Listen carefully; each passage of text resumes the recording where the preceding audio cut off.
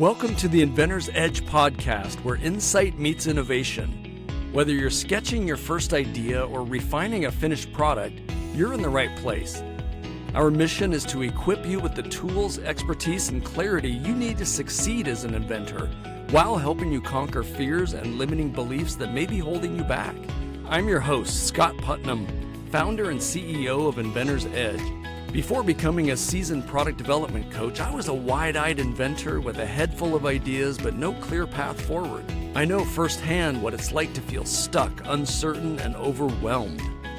Fast forward to today, I'm a successful entrepreneur with multiple licensing deals and products on the market.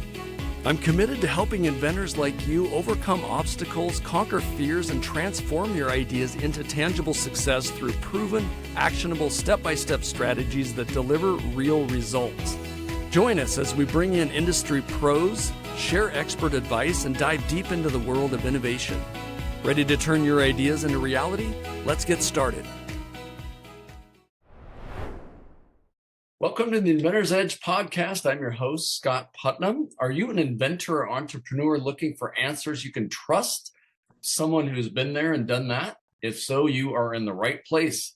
In this episode of Inventor's Edge podcast, we're excited to have the one and only Carolyn Kean, a top producer in business to business and an expert in product development and design, and an all-around Renaissance woman. Carolyn, welcome to the show. Thank you. Thank you. I'm excited to be here. Awesome. Well, we're glad to have you. Thanks so much for your time. And I'm excited to get this started and share some of your expertise with our listeners. So Carolyn's a top producer in business to business in a variety of industries relating to sales, building, construction, real estate, product development, and design, as well as manufacturing, which is super exciting. She's worked with inventors for many years in a variety of ways, supporting and helping others, and she's definitely one of the good ones in this space. So welcome, Carolyn. Tell us where you're from and maybe a little more about yourself. Well, I've done, as you read, a variety of things. And as an inventor, one thing leads to another. I was doing design and had to create furniture and do all the drawings to have it built. I have a degree in design, so I already had a lot of that knowledge. So if you needed, I did it from the ground up with these homes. So everything was custom back then. So I knew if I could draw it, I could get somebody to make it. And that transferred into, because every inventor says, well, I wish that shouldn't be like that. It should be something different. Right. Which is what I did. And my first product, I did the drawings and then had to tell the manufacturer how to do it. And when I took it back to the engineer, when I got samples, he said, oh, who came up with that part of it? I said, I did. Because everybody sees things differently. I go by form follows function. So it has to perform. It won't do you any good. If your new product, it looks great, packaging is great, but if it doesn't work, it doesn't help anybody. So, I jumped in with both feet, and there's a couple things to note. One is the USPTO patent office wasn't on, the website was online, but Google Patents has probably been online for maybe 8 years. So all that relatively new. So it makes it a lot easier for inventors now. And there's a lot of other things fast forward because everything's, gotten faster. So I think in a lot of ways, it's easier for an inventor, but I think it's also more confusing. Yeah, it's like this ocean of information, and I talk about this a lot, about a lot of people have amazing, brilliant ideas, and then you go online, and all of a sudden you're like this little bobber floating in the middle of this huge ocean of information, and it's hard to know where to even begin. And I know you've worked with a lot of inventors in the past. I guess what happens? Why do a lot of inventors get in there and then they don't even know where to start with an idea? I mean, why do you think that is? It's overwhelming. When I was doing it, I was looking for a shop to make my product, my just prototype. I actually had to go around to different shops and machine shops and whatever, because there wasn't any cohesiveness. And I had a great mentor. But I think that one of the things I've found with inventors is they come up with a great idea and they don't research it. So they have, like your invention, there are swatters, or there are a lot of different things, but you have to go outside the box when you're looking as far as a name on USPTO, or even on Amazon, or wherever you're going to look. It's not just a fly swatter. Well, how do you search if there's anything similar to yours? And I think that the best thing to do would be to go to patents and go to google.patents and pull up and put a lot of different names in there and see what comes up. And you'll see not only what the competition is, see if it's marketable. A lot of the patents have been on there forever, long since done. Yeah. They're still good ideas. So go into that. And if you look into, just keep going down the rabbit hole with names and see what it pulls up. Yeah, search terms. Show up there. It might already be done. And then you go on to the next idea. Yeah, it's such a good point. I know when I started out as an inventor, I would do the research, but I was always like, I don't want to find it, so I'm not really going to do it in a fearless way. And I learned that no, you want to research your product as if you believe it's already been done and you're trying to find it, because it's going to allow you to be a little more aggressive. Well, that, and if you find something that's similar, how can you improve it? And why is yours better than the ones that are on the market? And obviously with yours, it is better, and you've, I think, have applied for a patent. And especially if you're applying for a patent, you have, whether it's design or utility, you have to know what your competition is to see if the patent office will issue a patent or they'll just deny it. And to that, no, you have to go to allergies in Florida. Go to different patents and go down. And if, say, you find something similar, if you scroll down in the patents, there are things that are called citations. And you can see what the patent office looked at that gave them this patent. And if yours is already there, you've saved yourself a lot of money and time. Right. It was funny when I started with Swat and Scoop, doing the research, I spent hours and hours looking at patents, and I felt like I'd seen everything that was even remotely close. And then I filed the utility patent, and one of the hardest prior art examples to overcome was this French patent from 1922. Right. It wasn't bug or pest related, but it kind of looked similar. I was blown away. Like, wow, how did you find that? But then you can overcome what they did. You already know what to tell the patent attorney or writing it, what issues they have to overcome, because the patent office is going to find that. Right. Yeah.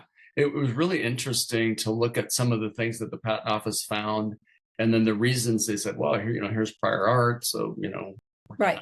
But it's not even that they're denying you. You just have to make the argument. Here's how mine's different, and here's how mine's an improvement over these other products. Exactly. Such an interesting process. Yeah. And most inventors don't even start with that idea of patents. They come up with a good idea and they say, oh, they're going to buy it. This is wonderful. Yeah. There was a Shark Tank held auditions in Miami a couple of years ago. So I went down to see who was pitching what. And I met a lot of those inventors previously. And a couple of them still had the same idea and hadn't even made a prototype. They're going to love it. It'll sell millions. No, it won't. Why should it? You haven't even there was one, they could have made a prototype for $30 and they didn't bother. They're going to love it. No, they're not. And there were 700 people and they cut it off at 700 people. Wow. Really? Is yours that good? Yeah. Some of them were, but do your research and go to stores. Now you can go on Amazon, but yeah, do both. Out to like yours, a hardware store or an outdoor camping store that, you could use yours and actually do the research. Yeah. Before you put money into prototypes and before you put your heart and soul into it, because we know that happens. Oh, yeah. So just, do something with it. There was, when we were holding a meeting, this guy, we had everybody sign a non-disclosure. And he said, I've got this idea for something. And while we're sitting there, I Googled it and I said, is this what yours looks like? Yeah. And it was exactly what he was thinking. He had done no research. I don't know machines. 2 minutes. Yeah. Google Images. That's a good first stop. Right. In coaching a lot of inventors, that's the first thing I do is I Google image, try different search terms. It's like, oh, this looks exactly like what you're describing. And I'll email it to them and they're like, whoa, wow. Where did you find that? I know. Google Images. But I think I think inventors need a list of where they should start. Start here. If you haven't found anything, maybe do drawings and then possibly prototypes. And prototypes are so easy to make now. It makes me laugh. Mine costs thousands of dollars to make a prototype. And that's okay. It's better for the inventors, but then you can tweak it. So now you've got a prototype or part of a prototype, and okay, what's right about this? What's not? And how can I make it better? Why doesn't it fit? Mm-hmm. I got through all of that, got samples back. It was a lot of money. And it had a cap, and I put liquid in this. It was a hanging paint tray, but put water in, it leaked out of the cap. So I've got, I don't know how many hundred. Well, I had to go find a special O-ring. You don't see that when you're designing and manufacturing and doing all that. Nobody else is going to figure that out. It's up to you. So I went to the hardware store, my favorite place, and just tried all the different sizes of O-rings or flat, or, you just have to keep going if you've gotten that far. You do. And there's so many reasons to create prototypes. I mean, there's the proof of concept, so it works. But there's something about getting your hands into a prototype that's also going to help you with your IP, because you're going to discover new ways of doing it, ways that or work. What else it needs. Yeah. And why isn't it working? Yeah, exactly. Like your example of I would never have known the cap was going to leak until I created one and tried it. It's like, wow, what the hell? I didn't even think of that. And that was an easy fix, but there can be a lot that they don't work. So you get the prototype back and you've got to redesign it. Right. And that's all good, because now you have rapid prototyping. Good God. There was a section of my product and I needed to see how it worked. I didn't want to make a prototype of the whole thing. I narrowed it down. I said, okay, what is the depth of this? What are we going to need? And he did drawings, sent it out for a prototype, got it back and said, no, that's not working, because that was a really cheap fix. Mm-hmm. It wasn't thousands and thousands, or get 500 of them in your garage and go, oh, it doesn't work. Yeah. So, prototype that. Even sections of it. I mean, on yours, I haven't seen it working, but maybe the hinges, and does it close or open properly? Those kind of things. A prototype would show that pretty fast. All of that. Yeah. I think really getting deep into that, testing it, beating it up, trying it again, figuring out what works. And then you can get some feedback. There's a lot of, great reasons to create prototypes. One of them is get some feedback from other people. I mean, don't show it to the whole world, but get a small group together and let them play with it and get feedback for different iterations and things. Have you done some of that? I did. We had I held a pitch contest, not a contest, but like having inventors come and say, pitch, give me a pitch. And I had a manufacturer there, an attorney, somebody in marketing. And we told the good, the bad, the ugly. Mhm. And some people left really mad that we didn't love their product. I had nothing vested in their product. I think people are so afraid to tell anybody about their product. Scott, nobody's going to turn around and make what I made. They're not going to do it. Oh, I can do that better. They're not. That's just chatter. They're not going to. Yeah. And go get feedback. Find out if people are even going to use it. Yeah. And test it out. Yeah. It's such an interesting thing. I don't know if it's the way that we're wired as inventors. Our first thought is protecting it and really keeping it under wraps, which isn't a horrible idea. But at some point, you got to lift the lid and let a few Yeah, you people have a see year it. though. You have a year from putting it in public before you have to file the patent. So you've got a whole year. Yeah, exactly. I don't think a lot of So people know that. And a lot of people will, I think that's why that model of, oh, I have a great idea. I'm going to run to a patent attorney. I'm going to file a patent, and then I'm going to figure out what to do after that. I don't even know if they think beyond that. The first concern is protecting it, but you haven't even potentially made a prototype, tested it, found out if it worked. Maybe your design is off. Now you just spent 15 grand on a patent, but you have a different product now, or the new it iterations changed. aren't protectable, right? Or aren't protected. So yeah, there's so many rabbit holes and so many opportunities for people to spend so much money that they don't necessarily need to. Yeah, but that's where they need you. And they need a mentor. They need somebody that's been down the path that has, I'd say, checklists of, have you done this? Have you done that? Have you checked out this? There's a whole list. I'm sure you have that. And they need somebody they can trust to give them feedback. Yeah. Mine was a guy that was helping me manufacture it. He knew all the manufacturers, so he was a great resource, Mhm. and I could trust him. So, but I bounced it off. But he'd say, "Did you do this? What about this?" From the manufacturing standpoint. Right. But having a coach is, I'd say, it's pretty critical right now with all that's going on in the world. I can't imagine starting now without a coach. A couple of the people that I coached called me the inventor mentor because I see things that they don't. And, they come up with a great idea. And not that I shoot them down, but I don't want them spending money on widgets that are never going to work. Yeah. Yeah. And a lot of times, you know what they want to hear, but you're doing them a disservice if you're just telling people what they want to hear. As a coach, you have to have those conversations. Like, "Hey, I know this, you're really excited about this. It's a really clever idea. However, here's where your challenges are going to be, and here's what I'd recommend." Yeah. Or And- just keep asking them questions. And if they don't know the answers, right. then it's not you're telling them it's a horrible idea. They haven't finished flushing it out because they didn't know how. Yeah. Yeah. So Exactly. A lot of people do discover that on their own once they see, oh, what are the steps I need to take? What's my path? What does that look like?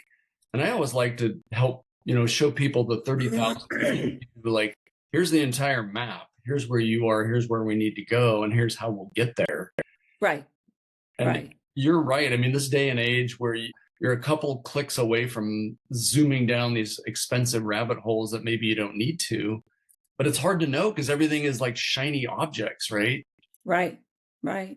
And And I think showing some of the people the whole road, they're not taking that trip. I did have a woman that she asked me to, we had a consultation and she had a great idea.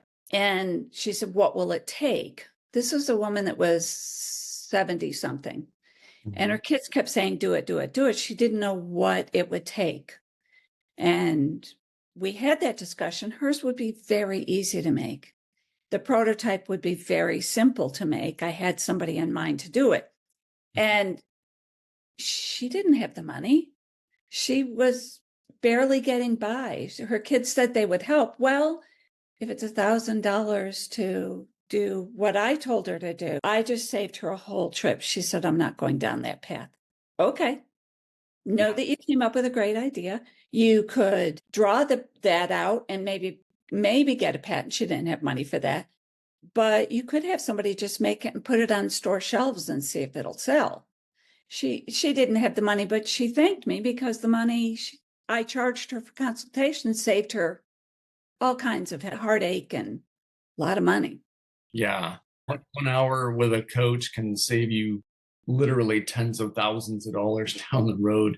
And there's things that a lot of people don't know about, like a provisional patent application. If you're a micro entity, it's $60. You have Right. 12 months to shop it to companies. And the licensing model, too, is something that a lot of people aren't that aware of, where you can get a product, take your idea, get it onto a sell sheet, maybe do a little demo video, protect it, get it out in front of companies, and just get some initial feedback. But I think that they all think if I do it myself, it'll take a while, but I'm going to make millions. No, if somebody, another woman, she had a cool idea.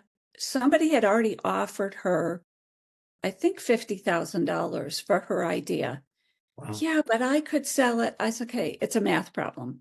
How long is it going to take you to what's it going to cost to manufacture? How long is it going to take you to sell those at a reduced price? She was losing her house.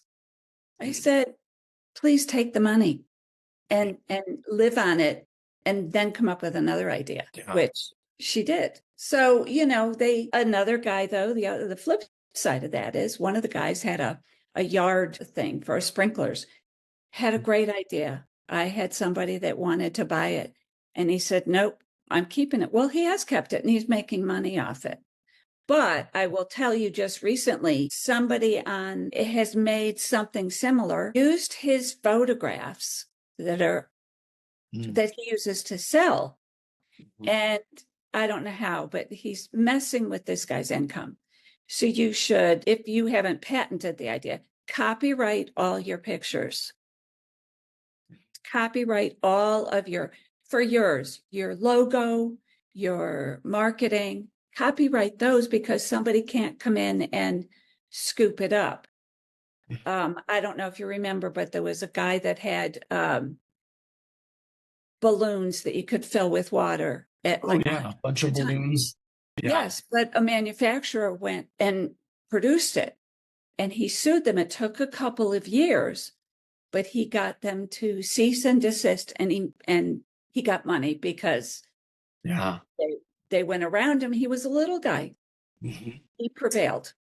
Yeah, that's an amazing story. And I think part of that is he had a community of people that really love the product that behind him as well. So that's another thing. You can leverage the power of social media. Now you can so much better. Yeah, it's really, really interesting. One last question I wanted to ask you. We talk about a lot of times failures and overcoming them. What advice would you give people about just dealing with failure? Because that's hardwired into this process. You're going to fall down over and over and over, but lots and lots of times. If somebody says no, that just means they don't have enough information. That means you haven't figured out the answer to their question. So you came up, Scott, and asked me a question about my paint tray or whatever, and I don't have an answer for it. And that was whatever it was an easy question. It just means I haven't done the research. Mm-hmm. Failure, ton of it. You have to be prepared for that. And if you keep having failure, the only problem is the only question is, are you going to get back up and keep going? Mm-hmm. We're all going to be hit with. I did my first show in Orlando. It was a big, big show. And I had a name and a man, and I thought I had looked it up, came over and said, you can't use that name. That's the name of our company, something, something. I had everything printed up, banners, the whole display. Oh, okay, come up with another name. All of that was gone, but it's fine. I kept going. Yeah. So let it crush you and say, well, forget it. This isn't going to work. I'm out of here. Yeah. So failure, it's a part of everything we do. And I think anybody that studies successful people since the dawn of time. You know, those successful people don't wake up one day and they're just instantly successful. They get knocked down over and over and over and over, and they get back up. Edison, how many patents? He has 1,000 patents, literally. His home here in Florida is fabulous. It's with his lab. 1,000 patents. How many things did he have to go through to get the right one? That's the great story of like persistence and perseverance and just keep going. And but if you have a coach though, or if you have a team around you, don't count on your family. Don't count on them for backing you up. All of my family, I'm from a big family, all said it'll never work. It did work, but I had big companies go around my patents and make it. And they had the money to do it. Is there failure? Yeah, but how committed are you? Right. Yeah. Talk to your coach. Go back and say, they're saying this. What do I do? Or your team. A coach usually is less invested. Family wants to see you do well, but they don't understand the head of an inventor, especially if they're not. I know. We're wired a little differently, and that's great advice. Having your support network, having a great coach, even being part of a community of other inventors that understand you and can. So go to one of these clubs. Now they're online, but you could go to an inventor club in your area, and you'll see a lot of people with what they're going through, and they might save you a lot of time. Or give you ideas of who to go to, or whatever you need. Sharing resources. That's why with Inventor's Edge, I really wanted to create a community membership as well, so we could have people that are all supporting each other, and everybody's doing their own research too, and sharing those resources and those links to things, and hey, here's a great new place that I just got an awesome prototype from these guys or whatever. Just having that community support is so. Or don't use these guys. Yeah, that's important too. Exactly. I just spent way too much money and I wasn't happy, and don't recommend them. There was a company that popped up in Miami, World Patents or something, and I called to try and find out who they were, and they wouldn't give me any information. Send us your pictures. We'll meet. We'll give you a ballpark figure and blah. No, how much is it going to cost? It took about a year and a half. Yeah, good advice. Be careful. And I always recommend to go to Google and type in complaints against whoever the company is and just see what comes up. Like, do your due diligence. Go to the USPTO. They have a whole section on complaints against people. That's a great resource. Yeah, good tip. With that in mind, we're getting toward our time here. Any final thoughts for our Inventor's Edge listeners? I think what you've got going on and how you're putting it together is timely. It's important. Building your community, because you and I, we didn't know each other. When we start talking, we're both inventors. I might have tips for you. You might have tips for me. And it's a safe place to be crazy because inventors are crazy. We are. So keep going, believe in yourself, and you just have to do something to make yourself happy. I've got a couple other ideas that I'm flushing out before I go down the rabbit hole of producing them. Yeah. So, I think it's great. Keep going. Yeah. Thank you. Great advice. When are you going to be on? Were you already on Shark Tank? No, it was Buy It Now. That show. Yeah, it's aired. We're on Amazon Prime now. Oh, good. So that's a perfect example. When I was trying to I had product, I couldn't get up front with Amazon because there were too many painting products. Mine was so far back. About 5 years later, because we started a website for new inventors and selling their products, Amazon actually did that for inventors. I didn't have the money that Amazon does. Right. But now you're getting exposure that there wasn't before. So that's half the battle. It is for any product, really. Right. hey, this could be the coolest thing in the world, but if nobody knows about it, Right. how are they going to find it and buy it? So that's where the marketing side is so important. And yeah, I feel like we could talk for another 3 hours about I know. so, All the puzzle pieces, you got to put them all together. yeah, I'll wrap it up here. Thanks so much for sharing your story, insights, contributions to the episode. Such a fascinating topic. As inventors, we're information gatherers, and hopefully our listeners grab some great takeaways from this they can use as they approach their own inventing journey. And for those that are listening, please share your thoughts, comments, or questions about the episode. Be sure to connect with us on social media. If you're watching on YouTube, smash that like button, subscribe, hit the notification bell. Carolyn, I appreciate you being here. I'm super excited to have you back on a future episode. Sure. I want to see how it's going. And then if with your other episodes, they can check in and hopefully they'll connect with more people. Awesome. Love that. It's an honor to have you on. Please check out inventors-edge.com for more resources to help you thrive. Thanks for tuning in to Inventor's Edge, where every idea has the power to change the world. Remember, invent with purpose, innovate with passion, and bring your ideas to life. Till next time, keep pushing boundaries, and we'll catch you in the next episode. Great. Thank you.